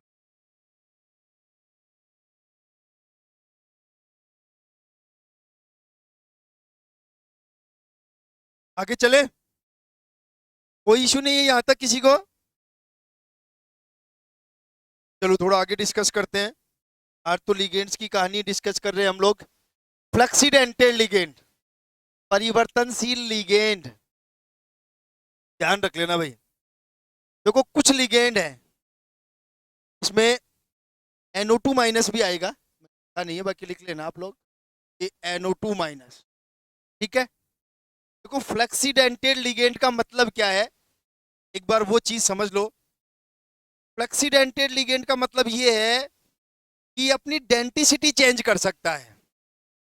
हो सकता है कोई टाइम में वो मोनोडेंटेट का काम करे, तो किसी कॉम्प्लेक्स में वो बाइडेंटेट का काम करे। और लास्ट ईयर ये क्वेश्चन आया भी था, NO2 का था कि NO3 का था। खैर वो डी ब्लॉक से क्वेश्चन था, जब डी ब्लॉक पढ़ेंगे तो मैं अच्छे से बताऊंगा, लेकिन वो क्वेश्चन आया था। उसमें NO2 माइनस था कि NO3 माइनस था, उसकी डेंसिटी पूछी थी और उसका आंसर आ रहा था 2। तो ये जो जितने भी लिगेंड मैंने लिखे हैं बेसिकली सल्फेट, देखो सल्फेट का सबको पता है इसमें 2 डोनर साइट हो सकती है। अगर ये दोनों डोनर साइट डोनेट करें तब ये बाइडेंटेड, एक करे तो मोनोडेंटेड। कार्बोनेट की भी सेम कहानी है, नाइट्रेट की भी सेम कहानी है, एसीटेटो की भी सेम कहानी है। अब देखो मैंने 2 एग्जाम्पल लिखे हैं इसको समझाने के लिए। एग्जाम्पल क्या है देखो, एक तो ये कंपाउंड है, इसमें जो सल्फेट है वो मोनोडेंटेड लिगेंड है, लेकिन ऐसा ही एक नीचे कॉम्प्लेक्स लिखा है मैंने, इसमें ये जो सल्फर होगा वो बाइडेंटेड। देखो अगर आप थोड़ा सा भी सीरियस लेकर के क्वेश्चन को देखोगे, उसका ऑक्सीडेशन नंबर निकालने की कोशिश करोगे, लिगेंड्स की संख्या के बेसिस पे स्ट्रक्चर निकालने की कोशिश करोगे तो आपको पता चल जाएगा। क्योंकि कोऑर्डिनेशन कंपाउंड में देखो अब ऐसा तो है नहीं कि कोई 3 लिगेंड होते हैं, 5 लिगेंड होते हैं, ऐसी तो कहानी है ही नहीं। या तो 4 लिगेंड या 6 लिगेंड या 8 लिगेंड, 12 लिगेंड, जनरली 5 लिगेंड हो सकता है, कोई एक्सेप्शन हो, मैं ऐसा नहीं कह रहा। लेकिन जो मोटी मोटी कहानी है वो तो 4 लिगेंड, 6 लिगेंड, 8 लिगेंड, 12 लिगेंड पे ही जाके रुकती है। क्योंकि 4 का मतलब टेट्राहेड्रल, 6 का मतलब है ऑक्टाहेड्रल और 8 का मतलब क्यूबिक। ठीक है, तो इस टाइप से अगर आप थोड़ा सा भी स्ट्रक्चर निकालने की कोशिश करोगे, ऑक्सीडेशन निकालने की कोशिश करोगे तो क्लियर हो जाएगा कि ये जो लिगेंड है इसकी डेंसिटी कितनी हो सकती है। पहली बात तो ये पॉसिबिलिटी देखा। अब ऐसा कह दिया, कोई भी सिंपल एक जनरल एग्जांपल लेके बोल दिया जाए H2O, तो H2O थोड़ा ना बाइडेंटिक हो सकता है। उस लिगेंड में कैपेबिलिटी भी तो होनी चाहिए कि वो बाइडेंटेट का काम करे। ठीक है, तो ये सारी चीजें, चार्ज तो सेम रहेगा ना इनमें, बिल्कुल SO4 2 माइनस, इसी की बात कर रहे हो ना, SO4 2 मतलब सल्फेट पे चार्ज की बात कर रहे हो, बिल्कुल सेम रहेगा, 2 माइनस ही रहेगा, वो चेंज नहीं होगा, ध्यान रख लेना अच्छी तरह। बिल्कुल वो बिल्कुल परफेक्ट बात है। तो ये इस टाइप के लिगेंड को हम लोग फ्लक्सीडेंटेड लिगेंड बोलते हैं, मतलब परिवर्तनशील लिगेंड। परिवर्तनशील लिगेंड का मतलब है कि वो अपनी डेंसिटी को चेंज कर सकते, कभी वो मोनोडेंटेड हो सकता है तो कभी वो बाइडेंटेड। ठीक है, आगे चलते हैं। आगे की कहानी क्या, कीलेटिंग लिगेंड। अब ये तो मैंने बता ही दिया आपको, देखो लेकिन देखो बता तो दिया मैंने, क्या कहा, जो बाइडेंटेड, ट्राइडेंटेड या जो पॉलीडेंटिक होगा, जब वो मेटल के साथ बॉन्डिंग करेगा, कोऑर्डिनेट बॉन्ड बनाएगा तो फॉर्मेशन होगा रिंग का। कितने रिंग बनेगी, वो जनरल फॉर्मूला हम लोग ये यूज करते हैं। लेकिन देखो कहानी फिर वहीं आएगी, ये पता होना चाहिए, ट्राईइन, ट्राईथाइलिन डाइएमीन। अब ये उल्टा है उस कहानी से। अब ऐसा पढ़ने में ऐसा लग रहा है हमें कि ट्राईथाइलिन डाइएमीन, नहीं, डाइथाइलिन ट्राइएमीन, ये इंपॉर्टेंट चीज है। तो आपको पता है TRI इनकी डेंसिटी कितनी होगी, 4, तो रिंग कितनी बनेंगी, 3। अब देखो यहाँ पे अभी मैं जो एग्जांपल बता रहा था आपको, देखो यहाँ पे FeOH आ गया, अब एक लिगेंड साथ में आ गया और ये EDTA। अब अगर इसकी 6 माने इसकी 1 माने तो टोटल हो गई 7, कोऑर्डिनेशन नंबर कितना हुआ, 7। और मैंने अभी आपको बताया कि 5-7 वाली कहानी तो चलेगी नहीं। तो देखो अगर इसकी ये जो है इसका कोऑर्डिनेशन नंबर 1, तो इसको यहाँ पे 5 कंसीडर किया जाएगा। यहाँ से Fe की जब ऑक्सीडेशन नंबर निकालोगे तो भी क्लियर हो जाएगी चीजें। इसका मतलब यहाँ पे इसकी जो डेंसिटी है वो 5, 5 है, तो वलय कितनी बनेंगी, यहाँ पे मैंने 5 लिख दिया, वलय बनेंगी 4, एक कम बनेगी भाई, कितनी वलय बनेंगी, यहाँ पे ओनली 4 रिंग बनेगी। ठीक है भाई, ये देखो मेरी तरफ से लिगेंड्स की कहानी खत्म। अगर किसी को कोई भी इश्यू है, विद स्ट्रक्चर मैंने बता दिए हैं, सारी चीजें मैंने एक्सप्लेन कर दी है, याद आप लोगों को रखना है। मैक्सिमम जितने भी लिगेंड हम लोग यूज करते हैं सारे लिगेंड्स के बारे में मैंने बताया, जितना भी जो भी जो लिगेंड्स की सीरीज पढ़ेंगे हम लोग, जो स्ट्रॉन्ग और वीक लिगेंड की, जो उसमें जितने काम आएंगे मैक्सिमम मैंने बता दिए आप लोगों को। ठीक है, तो यहां तक आप लोग देख लो। उसके बाद हम लोग आगे चलते हैं, और आगे का हमारा जो टॉपिक है वो है सबसे इंपॉर्टेंट तो क्या कहेंगे, लेकिन बड़ा काम की चीज है वो, nomenclature of coordination compound. Nomenclature of coordination compound. देखो आपको कुछ नहीं करना। देखो आपको थोड़ा बहुत अगर नोमेनक्लेचर में कंफ्यूजन है, उसका सॉल्यूशन एक ही है। मतलब कारण तो मैं बता देता हूं उसका कारण क्या है, कि अगर आपको कहीं नाम में दिक्कत आती है कोऑर्डिनेशन के में, नोमेनक्लेचर ऑफ कोऑर्डिनेशन कंपाउंड, उसका एक ही कारण है, आपको 7-8 रूल्स का पता नहीं है। और जब तक उन रूल्स का पता नहीं होगा, आपको सारी चीजें आती हैं लेकिन फिर भी आप मिस्टेक्स करोगे। ठीक है, देखो सबसे पहला जो क्वेश्चन आता है, सबसे पहला क्वेश्चन ये आता है, जो प्रेजेंट टाइम का जो नोमेनक्लेचर है वो जो है वो अल्फ्रेड वर्नर के द्वारा सजेस्ट किया गया था। अल्फ्रेड वर्नर, ये ध्यान रख लेना। जो कोऑर्डिनेशन कंपाउंड्स है उनका जो प्रेजेंट टाइम का जो नोमेनक्लेचर है, एक एनओ के चार्ज के बारे में बता देना, कब NO प्लस और कब ओनली NO ही रहेगा। बिल्कुल कोई कंडीशंस नहीं है, आपको कॉम्प्लेक्स को देख करके ही बताना है, खुद को डिसाइड करना है। मैं बताऊंगा, जब हम लोग ये चीज तब समझ में आएगी जब हम लोग EN रूल पढ़ लेंगे, प्रभावी परमाणु क्रमांक संख्या पढ़ लेंगे। मेरी याद दिला देना एक बार, मैं बता दूंगा, कोई इश्यू नहीं है, 100% बता दूंगा। तीनों में नाम तो समझ में आ ही गया होगा आपको, NO nitrosonium, nitrosyl, sorry NO nitrosyl, NO plus का मैंने बता दिया, नाइट्रोसोनियम और NO माइनस, वो हम लोग डिस्कस कर लेंगे। तो देखो ये जो नोमेनक्लेचर दिया गया वो अल्फ्रेड वर्नर ने दिया, मतलब ये कह सकते हैं कि उसके सजेशंस पर बेस्ड है ये। अब देखो अगर जनरल बात, देखो सारी चीजें पता है आपको, ऐसा नहीं है कुछ भी आइडिया नहीं है, बस आप जो मैं बता रहा हूँ 6-7 रूल जो मैं बता रहा हूँ उनको आप लोग सिस्टमेटिक पढ़ लेना, बस मैं लिख के दूंगा लेकिन याद भी रख लेना। देखो सबसे पहला रूल क्या कहता है, बाकी सारी चीजें क्लियर है, मैं बता देता हूं। देखो रूल फर्स्ट क्या कहता है, इन रूल को आप लोग सीक्वेंस से याद रख लेना। देखो पहला रूल ये होता है, कोई भी कंपाउंड होता है, अगर जनरल बात करें तो हम लोग,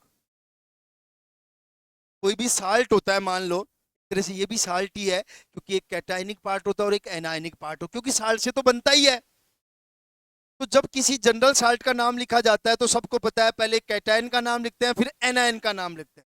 तो देखो सिंपल पहला रूल यहाँ पर भी वही है, और पहला रूल क्या कहता है, पहले कैटायन का नाम लिखा जाएगा और फिर थोड़ा सा गैप दिया जाएगा, डैश नहीं लगाया जाएगा, डैश तो मैंने ऐसे लिख दिया, और फिर एनायन का नाम लिखा जाएगा। हम लोग ये कह सकते हैं, अगर आपसे कोई ये पूछ ले कि किसी भी कोऑर्डिनेशन का नाम कितने वर्ड्स में लिखा जाता है, पहले बताओ, चलो आप लोगों के लिए क्वेश्चन है, किसी भी कोऑर्डिनेशन कंपाउंड का नाम कितने वर्ड्स में लिखा जाता है, 1 वर्ड में, 2 वर्ड में, 3 वर्ड में या 4 वर्ड में, कितने शब्दों में लिखा जाता है?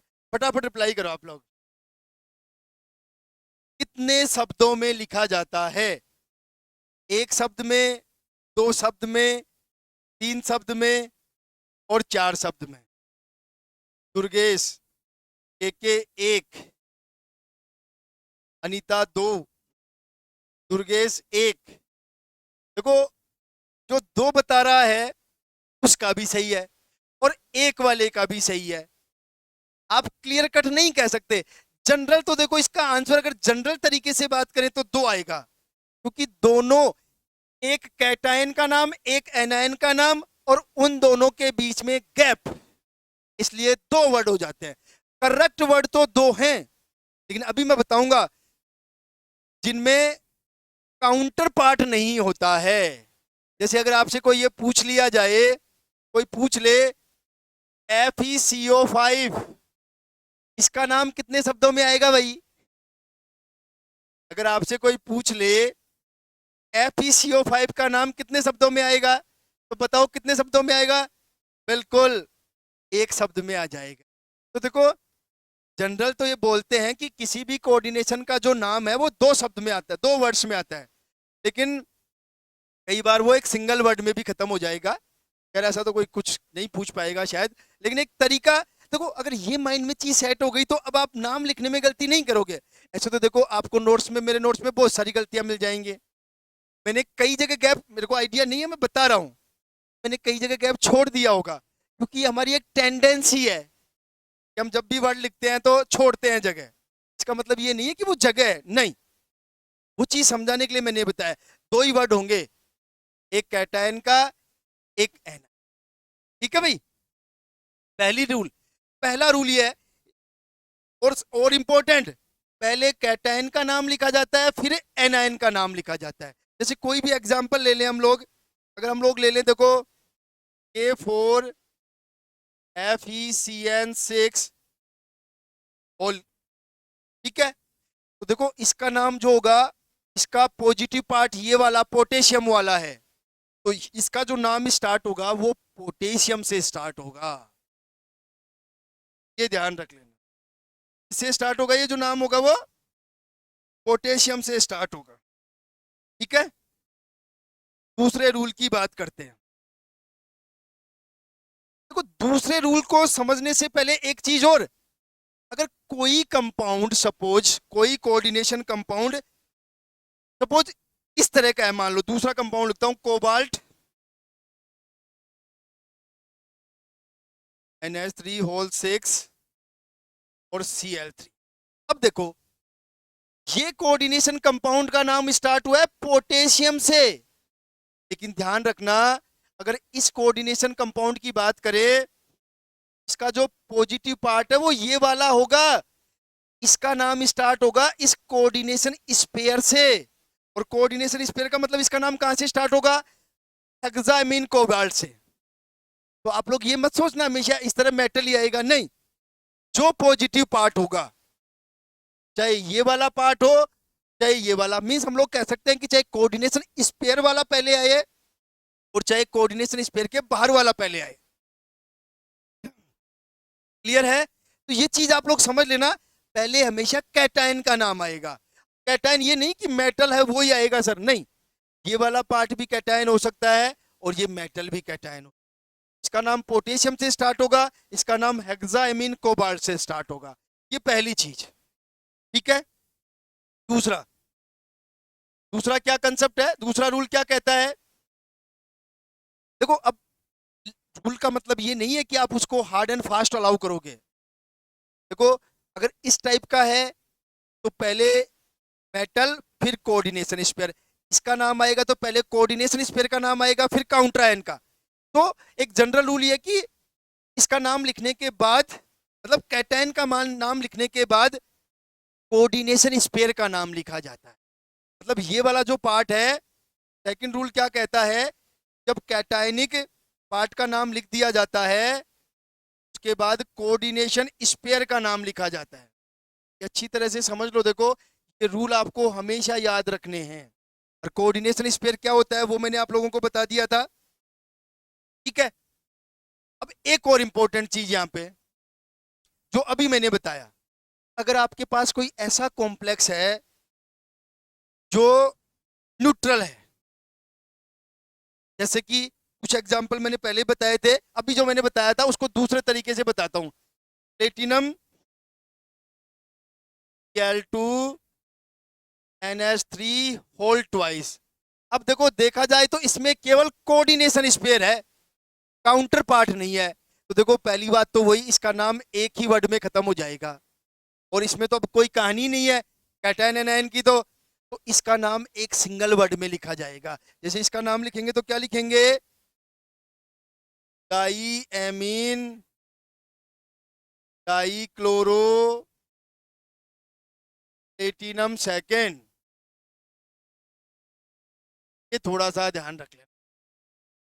तो जो मैंने अभी कहानी बताई थी कि एक वर्ड में नाम आएगा कि दो वर्ड में, दोनों का आंसर सही था, वो कहानी क्लियर हो गई। चलो ठीक है। तो कोऑर्डिनेशन स्फीयर, केवल कोऑर्डिनेशन स्फीयर है किसी कॉम्प्लेक्स में, तो उसका नाम केवल एक वर्ड में लिखा जाए। तीसरा इंपॉर्टेंट रूल क्या कहता है कि अगर कोऑर्डिनेशन स्फीयर का अगर हम लोग नाम लिख रहे हैं, तो कोऑर्डिनेशन स्फीयर में तो दो चीजें हैं, एक तो सेंट्रल मेटल आयन है और एक लिगेंड्स है। तो पहले किसका नाम लिखा जाएगा? तो ध्यान रखना, तीसरा रूल क्या कहता है कि अगर कोऑर्डिनेशन स्फीयर का नाम लिखा जा रहा है तो पहले लिगेंड का नाम लिखा जाएगा, देन मेटल का नाम लिखा जाएगा। ये तीसरा रूल है जो आपको पता होना चाहिए। जैसे तीसरे रूल का एक एग्जांपल, वैसे तो आप समझ ही जाओगे, एग्जांपल तो एक साथ हो ही जाएंगे, लेकिन कहीं भी ले लो आप। जैसे इसी का ले लें, हेक्सामिन कोबाल्ट लिखा जाएगा, पहले लिगेंड लिखा जाएगा, उसके बाद मेटल लिखा जाएगा।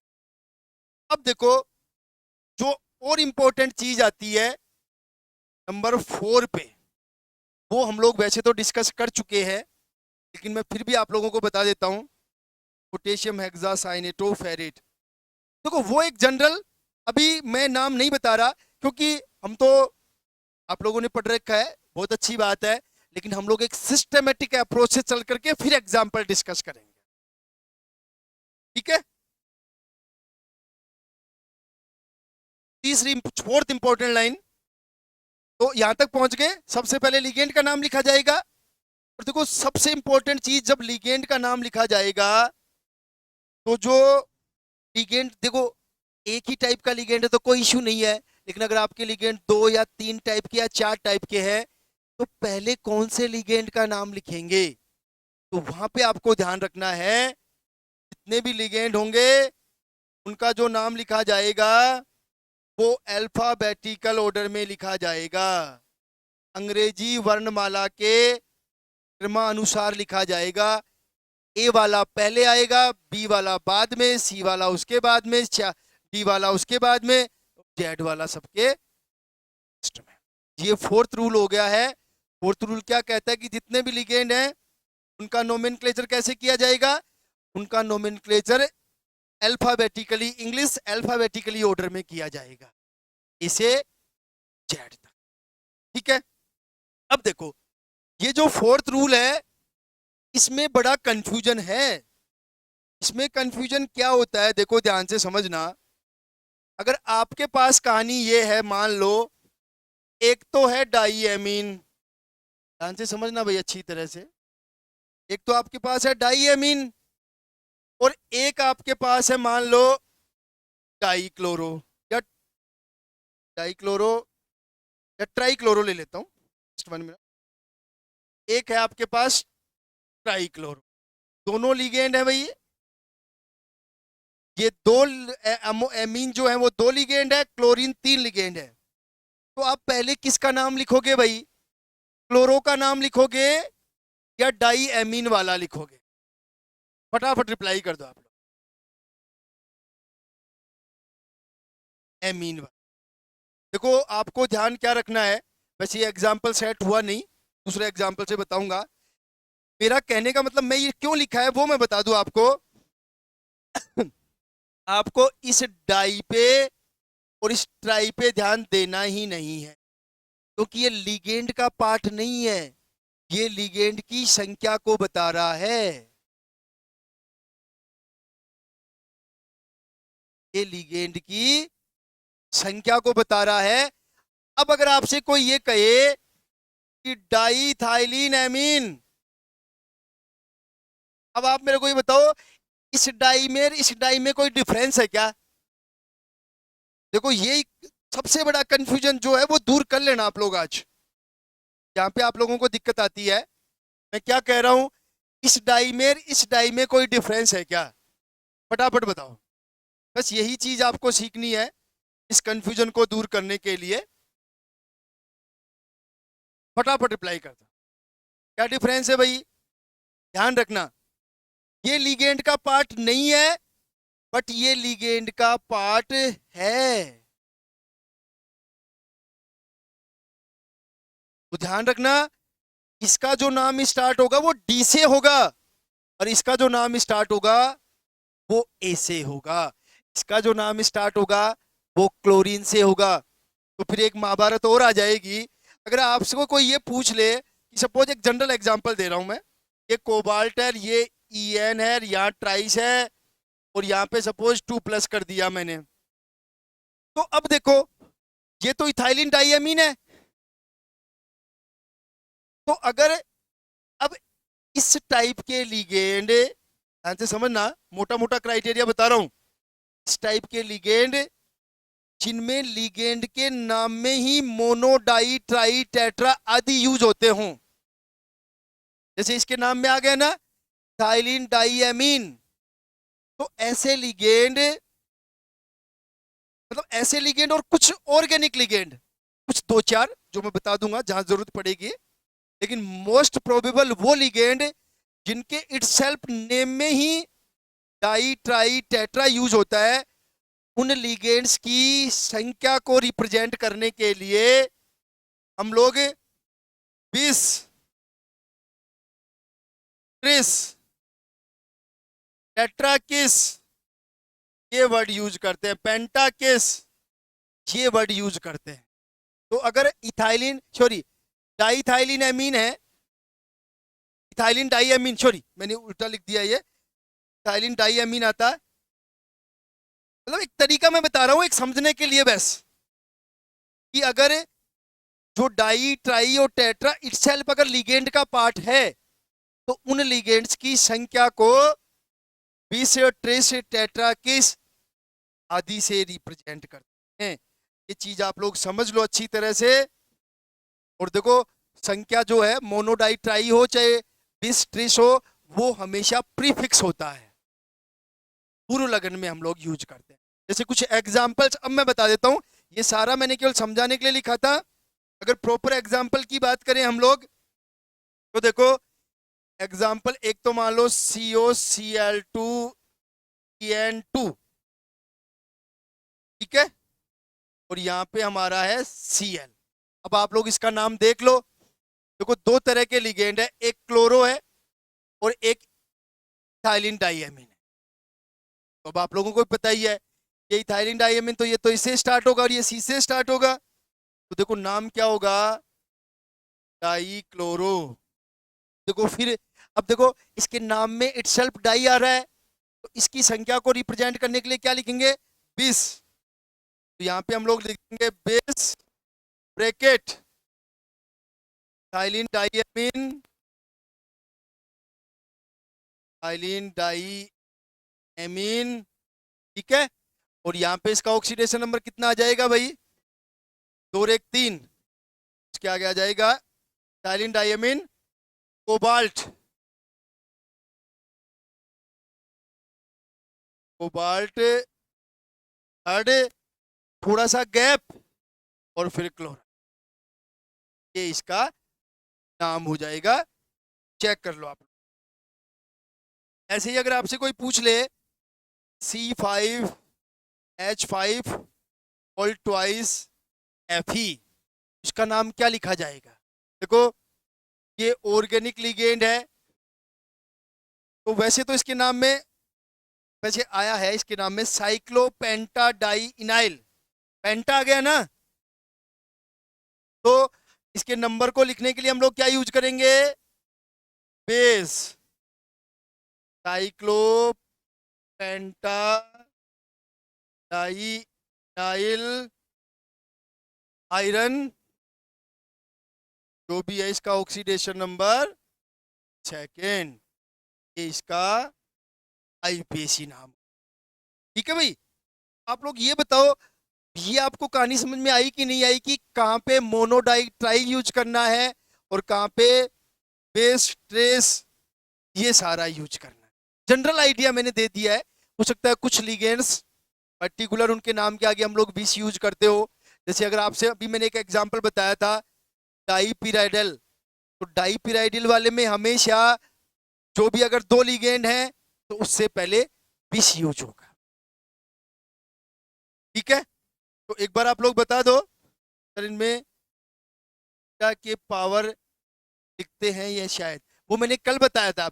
ना ना, यहाँ पे ये मैंने कल वाली बात बताई थी, वो था सिस्टम। मैंने कल क्या बताया था, ये इसका नाम है, ये इसका कोऑर्डिनेशन कंपाउंड का कोडिंग नाम है। और अगर वहां चले जाएंगे तो वो ओएमसी, ऑर्गेनोमेटेलिक कंपाउंड का कोडिंग, उसकी हैप्टिसिटी की बात करेंगे। इसकी बात करेंगे, उसकी हैप्टिसिटी की बात करेंगे। ये आप लोग ध्यान रखें, जब वहां पढ़ते हैं हम लोग तो वहां पे नीटा शो करते हैं कितने एटम जुड़े हुए हैं।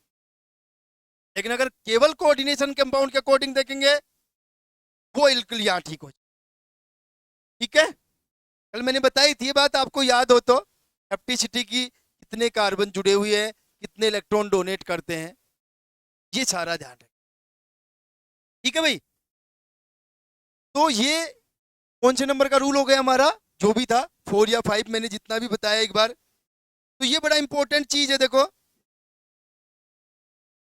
देखो, ये तो बात आ गई। अभी हम लोग कहां तक पहुंचे हैं, अभी हम लोग ये पहुंचे हैं कि अगर एक से ज्यादा लिगेंड हैं तो उनकी संख्या को कैसे लिखा जाएगा या उनको किस सीक्वेंस में लिखा जाएगा। अभी तक हमने ये डिस्कस नहीं किया कि लिगेंड का नाम कैसे लिखेंगे,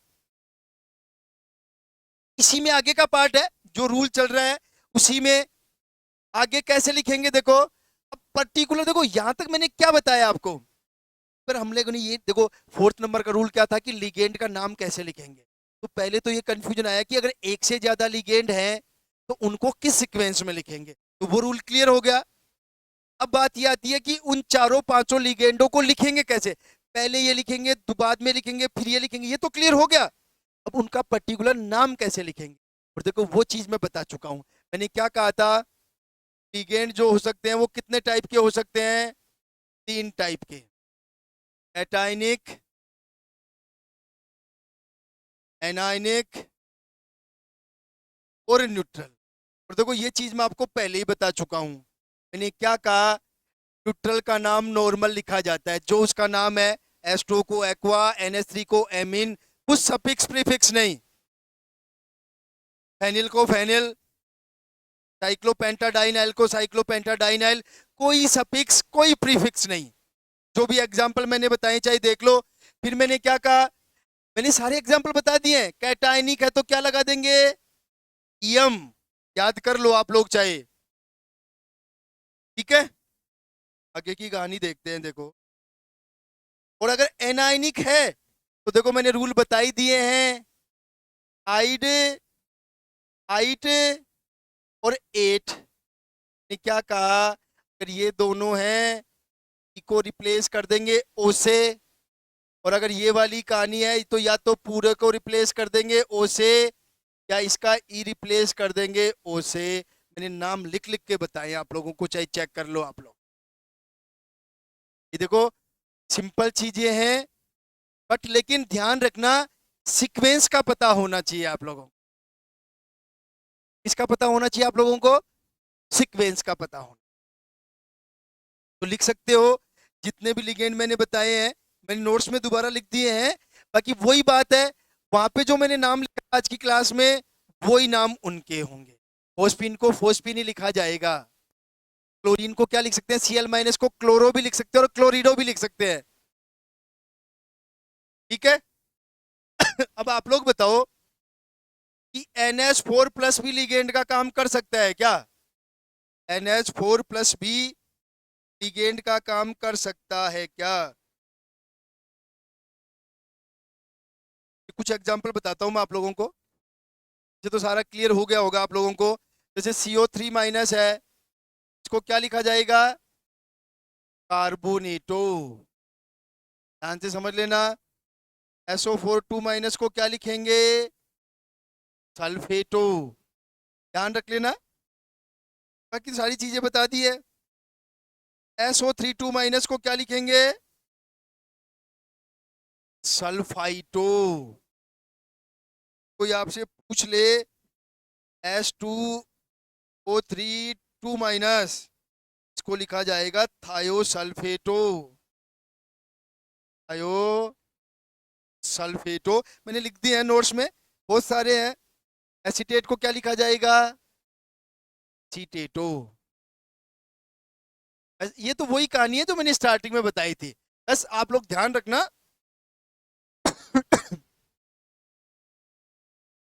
अमोनियम काम करेगा कि नहीं करेगा भाई? अमोनियम अगर काम करेगा, फिर लोन पेयर तो है ही नहीं इसके पास, कहां से देगा बताओ? लोन पेयर कहां से देगा? ठीक है,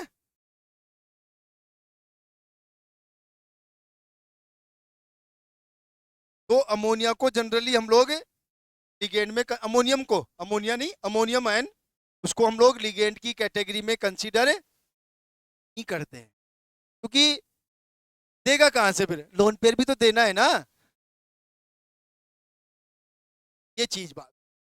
ठीक है, आगे चलते हैं। तो ये फोर्थ नंबर का रूल हो गया है। फोर्थ नंबर में देखो, सबसे इंपॉर्टेंट फोर्थ नंबर ये है कि इनका नाम कैसे लिखा जाएगा। तो पहले तो कहानी ये आएगी कि अगर अलग अलग लिगेंड है तो पहले उनको किस सीक्वेंस में लिखेंगे। एक से ज्यादा लिगेंड है तो उसके लिए मोनोडाई ट्राई लगाएंगे, ट्रेस बेस टेट्रा किस क्या लगाएंगे, फिर उसका नाम कैसे लिखा जाएगा। तो वहां पे हमें ध्यान रखना पड़ेगा कि ये एनायनिक लिगेंड है, कैटायनिक लिगेंड है कि न्यूट्रल लिगेंड है। ठीक है, यहां तक चेक कर लो आप लोग एक बार, अगर कोई भी इशू हो तो पूछ लो आप लोग एक बार। इसके बाद जो फिफ्थ नंबर का रूल है,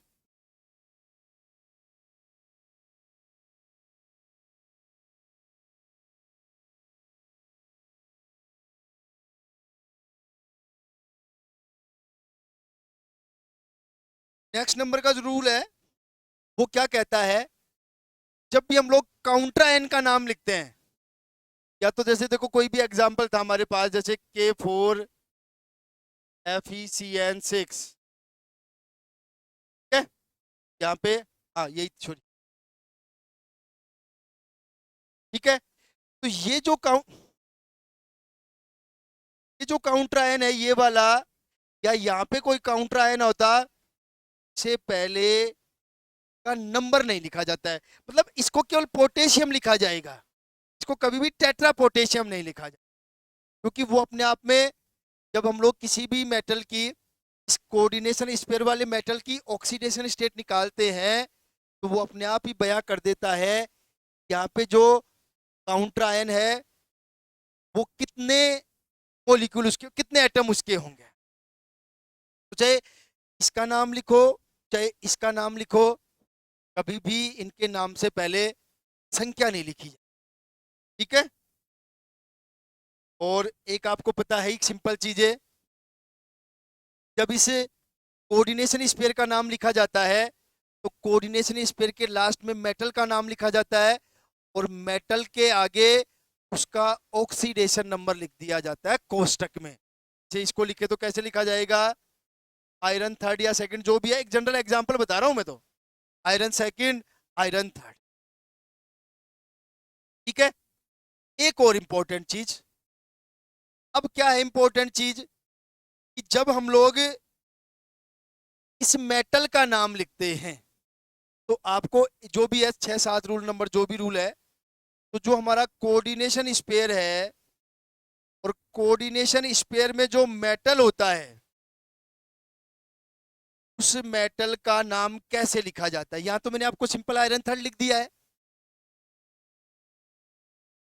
ठीक है, लेकिन ध्यान रखना कई बार इसमें भी हम लोग सफिक्स का यूज करते हैं, और उसके सफिक्स के लिए आपको क्या ध्यान रखना है कि अगर आपका कोऑर्डिनेशन स्पेयर वाला पार्ट, तो सिंगल लाइन में समझ लेना, कोऑर्डिनेशन स्पेयर वाला पार्ट, ये कोऑर्डिनेशन स्पेयर वाला पार्ट अगर पॉजिटिव चार्ज है इस कोऑर्डिनेशन स्पेयर पे यहाँ पे, या फिर ये न्यूट्रल है, देखो मेटल का नाम सिंपल तरीके से लिखा जाता है। सिंपल मतलब कोई सफिक्स नहीं, कोई प्रीफिक्स नहीं, ठीक है। और अगर ये कोऑर्डिनेशन स्पेयर वाला पार्ट नेगेटिव है, ध्यान से समझ लेना, तब आप लोग इस मेटल के नाम में सफिक्स लगा दोगे 8। बस इतना सा ध्यान रख लेना, बाकी सारी चीजें जो क्लियर करनी है, थोड़ा बहुत जो डाउट रहा है वो हम लोग डिस्कस करेंगे इसके बहुत सारे एग्जाम्पल्स में, क्योंकि आज तो केवल मैंने थ्योरी बताई है, ठीक है। बाकी एग्जाम्पल्स हम लोग 1 बाई 1 करके कल हम लोग जब क्लास स्टार्ट होगी तो सबसे पहले हम लोग कुछ एग्जाम्पल्स लेंगे जिनका नाम हम लोग लिखेंगे। कल मैं फिर आपको बताऊंगा कुछ ब्रिजिंग कंपाउंड्स का नोमेनक्लेचर, वैसे तो खैर ही नहीं जाता, लेकिन फिर भी हम लोग सिंपल तरीके से कुछ ब्रिजिंग कंपाउंड्स का नोमेनक्लेचर हम लोग पढ़ लेंगे, तो फिर हमारा एक पार्ट खत्म हो जाएगा। फिर हम लोग दूसरे पार्ट में एंटर करेंगे बॉन्डिंग इन कोऑर्डिनेशन कंपाउंड्स, और उसको पूरा को पढ़ने के बाद एक पार्ट हमारा बचेगा आइसोमेरिज्म का। तो पूरे कोऑर्डिनेशन को मैंने 3 पार्ट में डिवाइडेड कर दिया है, एक पार्ट नोमेनक्लेचर तक, एक पार्ट पूरी बॉन्डिंग का, और एक पार्ट पूरी आइसोमेरी। ठीक है, मेरी तरफ से आज की क्लास खत्म। कोई भी इशू हो तो बता दो, अदरवाइज आज की क्लास हम लोग खत्म करते हैं। आज की क्लास आप अच्छी तरह से तैयार कर लेना, कि मानना पूरे चैप्टर की सबसे इंपॉर्टेंट क्लास है आज की, ठीक है। किसी का कोई इशू हो तो बताओ, वरना खत्म करें आज की क्लास, ठीक है। चलो कल मिलते हैं फिर सेम टाइम पे, तक के लिए सबको शुभ रात्रि।